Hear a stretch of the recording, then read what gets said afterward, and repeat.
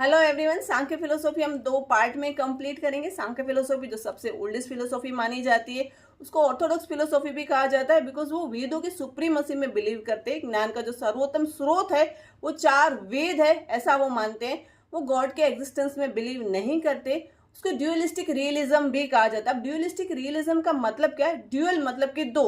According to Sankhya philosophy जो पूरी पृथ्वी है उसका सर्जन जो है उसके लिए दो एलिमेंट है वो रिस्पॉन्सिबल है। एक तो है पुरुष और दूसरा है प्रकृति। उन दोनों के इंटरेक्शन से पूरी पृथ्वी का सर्जन हुआ है। और रियलिज्म मतलब क्या? वो रियलिटी में बिलीव करते हैं। अब हमने आगे डिस्कस किया कि वो गॉड के एग्जिस्टेंस को डिनाई करते हैं। गॉड मतलब क्या? एक इल्यूजनरी चीज है ना, जिसको हमने देखा नहीं, इसीलिए यहाँ पे उनको रियलिटी की बात करते हैं, इसीलिए उसको ड्यूअलिस्टिक रियलिज्म भी कहा जाता है।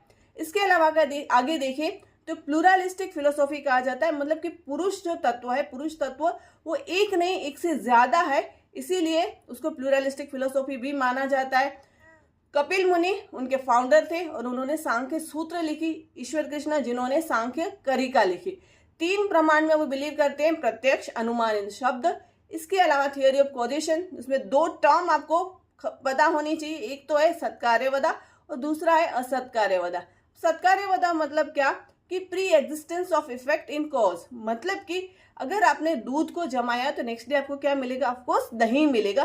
तो अकॉर्डिंग टू सत्कार्यवदा जो इफेक्ट है वो कहीं ना कहीं कॉज में प्री एग्जिस्ट करती थी, इसीलिए आपको वो रिजल्ट मिला है। इसीलिए सत्कार्यवदा को परिणामवदा भी कहा जाता है। और दूसरा जो टर्म है दैट इज असत्कार्यवदा।